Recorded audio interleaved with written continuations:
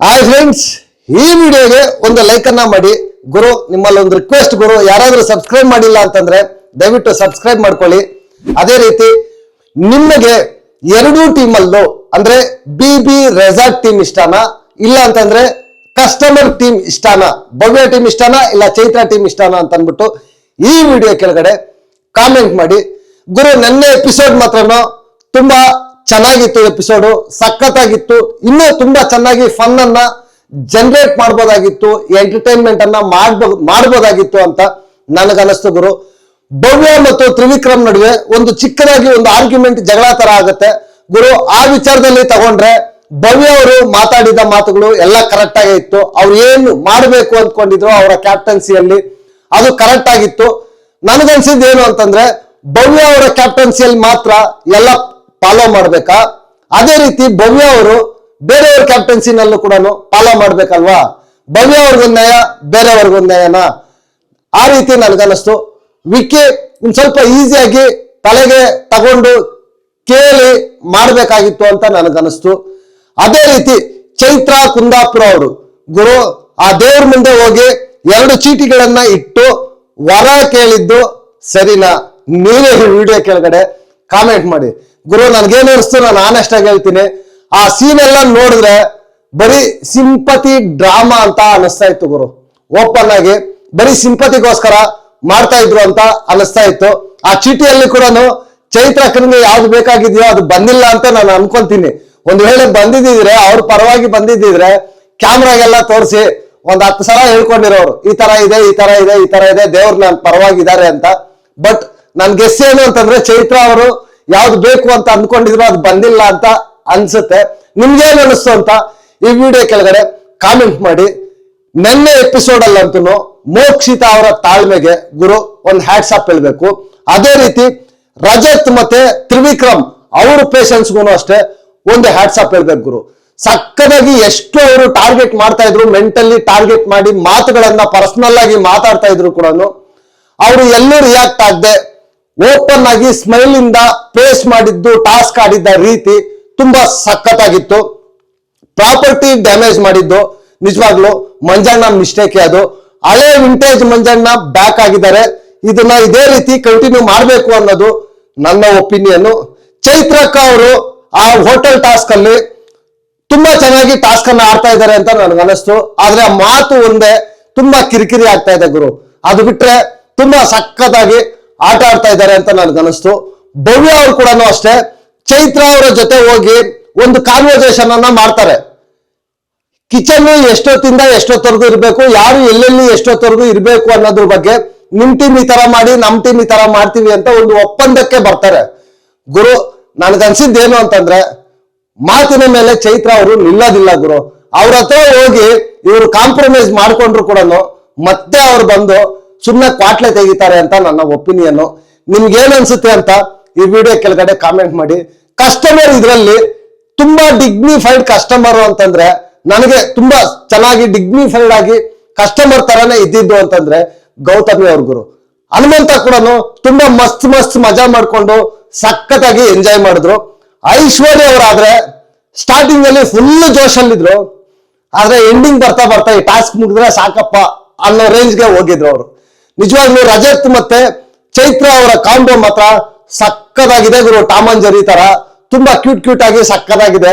ಧನರಾಜ್ ಅವರ ಫನ್ ಅಂತೂ ನಿಜವಾಗ್ಲೂ ಆ ಚಿಕನ್ ತಿತ್ಬಿಟ್ಟು ಸಕ್ಕದಾಗಿತ್ತು ಗುರು. ಓವರ್ ಆಲ್ ಎಪಿಸೋಡ್ ತುಂಬಾ ಚೆನ್ನಾಗಿತ್ತು. ಇನ್ನೂ ಚೆನ್ನಾಗಿ ಫನ್ ಅನ್ನ ಜನರೇಟ್ ಮಾಡ್ಬೋದಾಗಿತ್ತು. ಏನೇನಾಯ್ತು ಅಂತ ಡೀಟೇಲ್ಡ್ ಆಗಿ ಈ ವಿಡಿಯೋದಲ್ಲಿ ಮಾತಾಡ್ಕೊಳ್ಳೋಣ. ಮೊದಲಿಗೆ ಸ್ಟಾರ್ಟಿಂಗ್ ಅಲ್ಲೇ ಬಂದು ಭವ್ಯ ಅವರು ಕ್ಯಾಪ್ಟನ್ಸಿಯಲ್ಲಿ ಹೊಸದಾಗಿ ಏನಾದ್ರು ಚೇಂಜಸ್ ತರಬೇಕು ಅಂತ ಅಂದ್ಬಿಟ್ಟು ಮಾತಾಡ್ಕೊಂಡು ಶಫಲ್ ಮಾಡ್ತಾ ಇರ್ತಾರೆ. ಒಂದೊಂದ್ ಕಡೆ ಒಂದೊಂದ್ ಶಫಲ್ ಮಾಡ್ತಾ ಇರ್ತಾರೆ. 2 ಡೇಸ್ಗೊಂದು ಶಫಲ್ ಆಗ್ಬೇಕು, ಎಲ್ಲರೂ ಎಲ್ಲಾ ಕೆಲಸನೂ ಮಾಡ್ಬೇಕು ಅಂತ ಹೇಳ್ತಾ ಇರ್ತಾರೆ. ಇದು ಟೂ ಗುಡ್ ಗುರು. ಈ ಡಿಸಿಷನ್ ಹೊಸದಾಗಿ ಏನಾದ್ರು ಮಾಡ್ಬೇಕು ಅನ್ನೋದು ಭವ್ಯ ಅವ್ರದ್ದು ಗುಡ್. ಬಟ್ ಆದ್ರೆ ಭವ್ಯ ಅವ್ರ ಕ್ಯಾಪ್ಟನ್ಸಿಯಲ್ಲಿ ಅವ್ರು ಫಾಲೋ ಮಾಡಿಲ್ಲ ಅಂದ್ರೆ ಭವ್ಯಕ್ಕೆ ಕೋಪ ಬರುತ್ತೆ. ಅದೇ ರೀತಿ ಬೇರೆಯವರು ಏನಾದ್ರು ಕೆಲಸ ಹೇಳಿದಾಗ ಅವರ ಕ್ಯಾಪ್ಟನ್ಸಿಯಲ್ಲಿ ಇದೇ ಭವ್ಯ ನಾನು ಮಾಡಲ್ಲ ಅಂತ ಆರ್ಗ್ಯೂ ಮಾಡಿದ್ದಿದೆ. ಆ ಭವ್ಯ ಅವರು ಇವತ್ತು ಈ ರೀತಿ ಹೇಳ್ತಾ ಇದ್ರೆ ಅವರ ಸ್ಟೇಟ್ಮೆಂಟ್ ಅನ್ನ ಅವರೇ ಕಾಂಟ್ರಡಿಕ್ಟ್ ಮಾಡ್ಕೊಂಡ್ರೇನೋ ಅಂತ ನನ್ಗನ್ನಿಸ್ತು ಗುರು. ಇಲ್ಲಿ ಭವ್ಯ ಅವರು ರೈಟೇ ಕೇಳಿದ್ದು, ಬಟ್ ಇವ್ರು ಫಾಲೋ ಮಾಡಿ ಆ ಪಾಯಿಂಟ್ಗಳನ್ನ ಕೇಳಿದ್ರೆ ಅದಕ್ಕೊಂದು ಬೆಲೆ ಇರ್ತಾ ಇತ್ತು ಅಂತ ನನ್ಗನ್ನಿಸ್ತು ಗುರು. ಇಲ್ಲಿ ವಿಕ್ಕಿ ಕೂಡ ವಾದ ಮಾಡ್ತಾರೆ, ಬಟ್ ಆದ್ರೆ ಅಷ್ಟೊಂದು ವಿಕ್ಕಿ ಇದರಲ್ಲಿ ಇರ್ಲಿಲ್ಲ ಅಂತ ನನ್ಗನ್ನಿಸ್ತು. ಇಲ್ಲಿ ಭವ್ಯ ಅವ್ರದೇ ರೈಟ್ ಆಗಿತ್ತು. ಆದ್ರೆ ಭವ್ಯ ಅವರು ಮುಂಚ್ಕೊಂಡೋಗಿ ಅಲ್ಲಿ ಊಟ ಮಾಡದೆ ಕುತ್ಕೊಳ್ಳೋದು, ಊಟನ ದೂರ ತಳ್ಳೋದು, ಇದನ್ನೆಲ್ಲ ಮಾಡಿದ್ದು ಅದು ತಪ್ಪು ಅಂತ ನನ್ಗನ್ನಿಸ್ತು. ಅದೆಲ್ಲ ಆದ್ಮೇಲೆ ಇವ್ರದ್ದು ಮುಗಿಯೋದೇ ಇಲ್ಲ. 3 ಗಂಟೆ ಆದ್ರೂ, ಬೆಳಗಿನ ಜಾವ 3 ಗಂಟೆ 4 ಗಂಟೆ ಆದ್ರೂ ನಡೀತಾನೆ ಇರುತ್ತೆ ಕಾನ್ವರ್ಸೇಷನ್, ಕಾಂಪ್ರೋ ಆಗ್ತಾನೆ ಇರ್ತಾರೆ. ಈ ಗ್ಯಾಪ್ ಅಲ್ಲಿ ನಮ್ಮ ಚೈತ್ರಕ್ಕ ಅವರು ಚೀಟಿ ಬರೀತಾರೆ.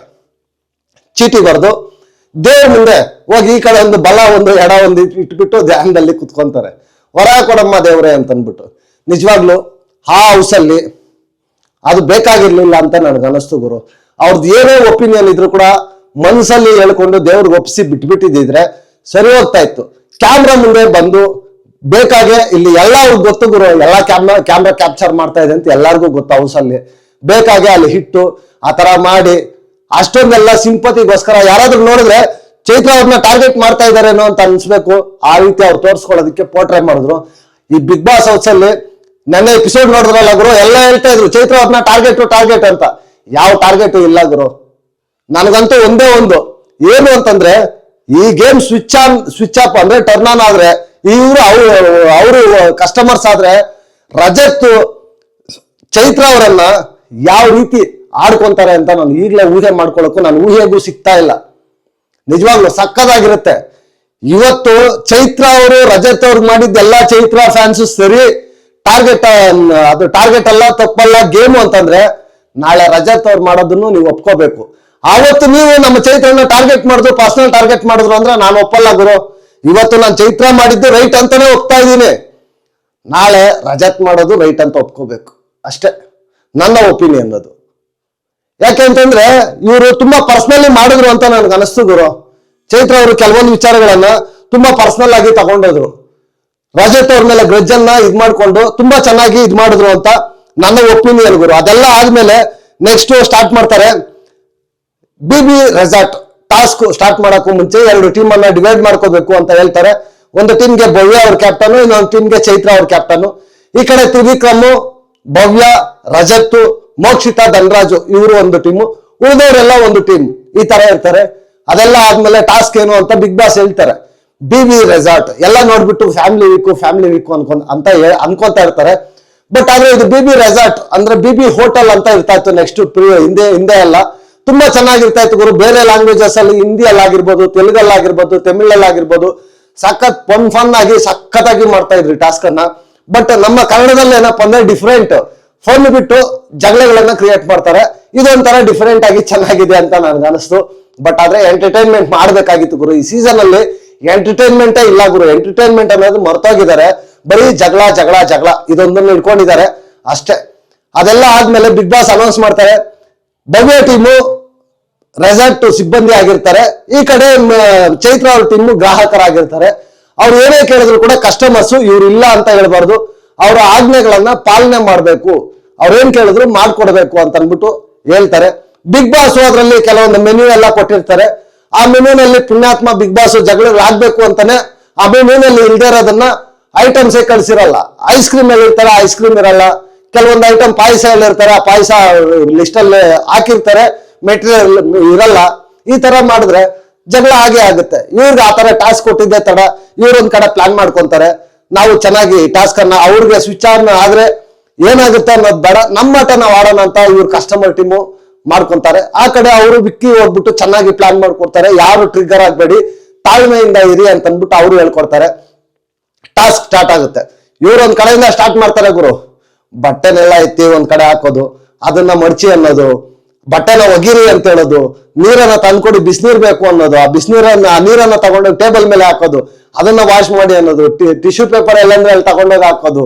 ಸಖತ್ ಫನ್ ಅಂತೂ ಜನರೇಟ್ ಮಾಡಿದ್ರು ಗುರು, ಇಲ್ಲ ಅಂತ ಹೇಳಿಲ್ಲ. ಅದೇ ರೀತಿ ಅಷ್ಟೇ ಒಂಥರ ಬೇಸರ ಕೂಡ, ಅಂದ್ರೆ ಅವ್ರಿಗೆ ಬೇಸರ ಆಗೋ ತರ ಕೂಡ ಮಾಡಿದ್ರು, ಇರಿಟೇಷನ್ ಮಾಡಿದ್ರು.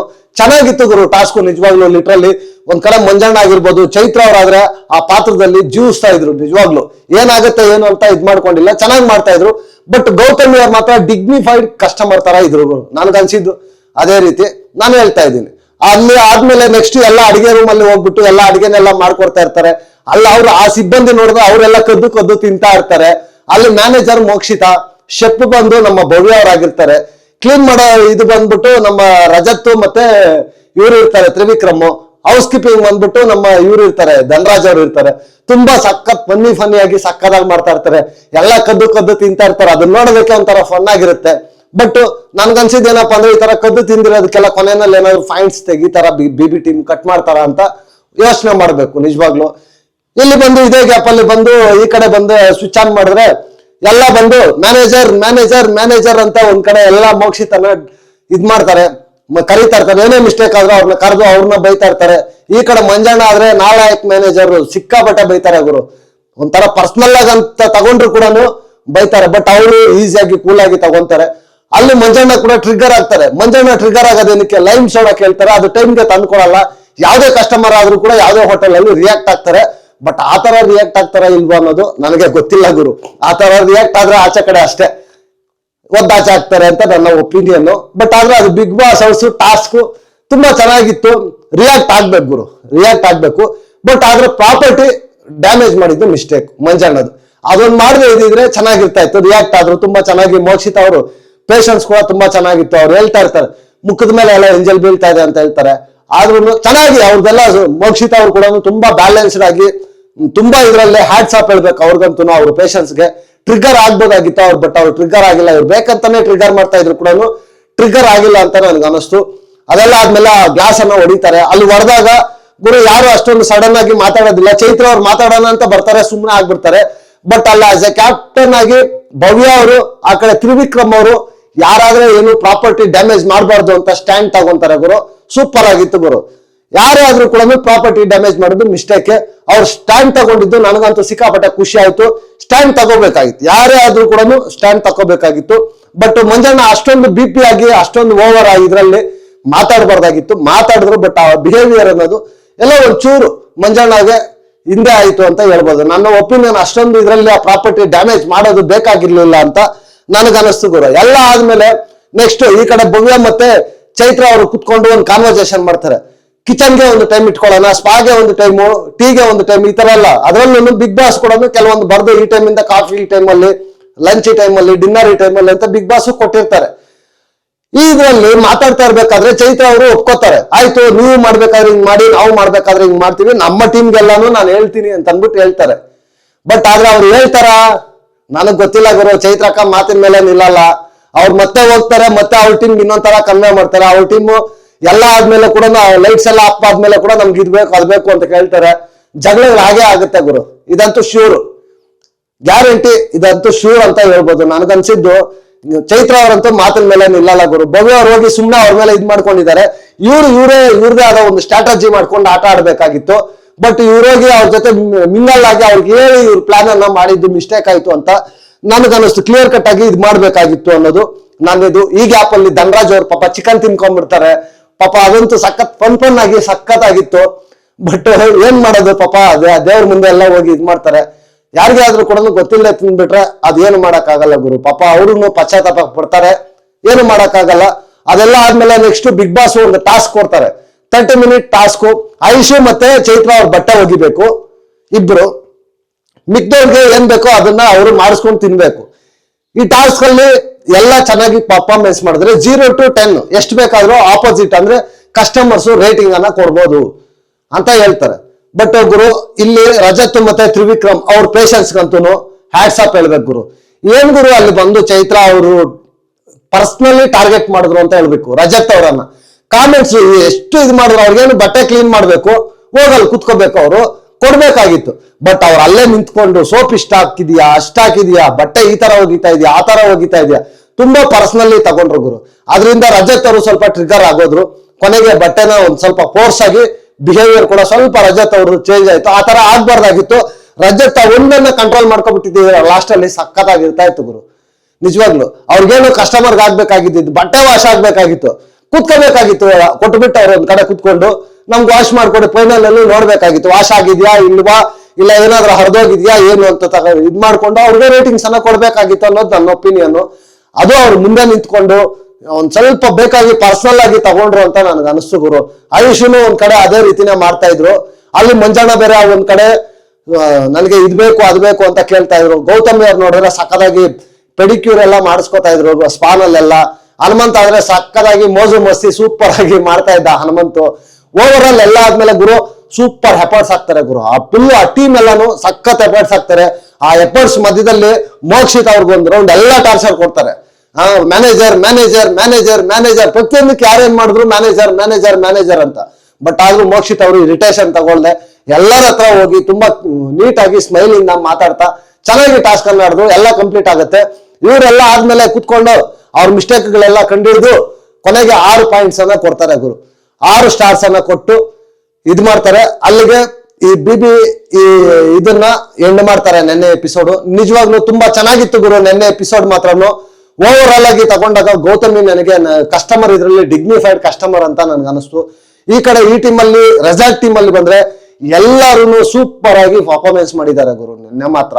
ಎಸ್ಪೆಷಲಿ ಮೋಕ್ಷಿತಾ, ತ್ರಿವಿಕ್ರಮ್ ಮತ್ತೆ ಭವ್ಯ ಮತ್ತೆ ರಜತ್ ಸೂಪರ್ ಅಂತ ಹೇಳ್ಬೇಕು. ನಿಜವಾಗ್ಲೂ ನೆನ್ನೆ ಸಕ್ಕದಾಗಿತ್ತು.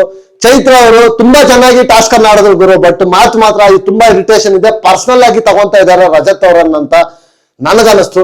ನಿಮ್ಗೇನ್ ಅನಿಸ್ತು ಅಂತ ನೀವು ಈ ವಿಡಿಯೋ ಕೆಳಗಡೆ ಕಾಮೆಂಟ್ ಮಾಡಿ. ಈ ವಿಡಿಯೋದಲ್ಲಿ ಏನೇ ಹೇಳಿದ್ರು ಕೂಡ ಗುರು ಅದು ನನ್ನ ಒಪಿನಿಯನ್ ಅಷ್ಟೇ. ನನ್ನ ಒಪಿನಿಯನ್ ನಿಮ್ ಜೊತೆ ಮ್ಯಾಚ್ ಆಗ್ಬೇಕು ಅಂತ ಏನಿಲ್ಲ. ನಿಮ್ ಒಪಿನಿಯನ್ ಏನೇ ಇದ್ರು ಕೂಡ ಈ ವಿಡಿಯೋ ಕೆಳಗಡೆ ಕಾಮೆಂಟ್ ಮಾಡ್ಬೋದು ಅಂತ ಹೇಳ್ತಾ ಈ ವಿಡಿಯೋನ ನಾನು ಇಲ್ಲಿಗೆ ಮುಗಿಸ್ತಾ ಇದ್ದೀನಿ. ನೆಕ್ಸ್ಟ್ ವಿಡಿಯೋದಲ್ಲಿ ಸಿಗೋಣ. ಅಂಟಿಲ್ ಟೇಕ್ ಕೇರ್, ಬಾಯ್ ಬಾಯ್, ನಮಸ್ತೆ.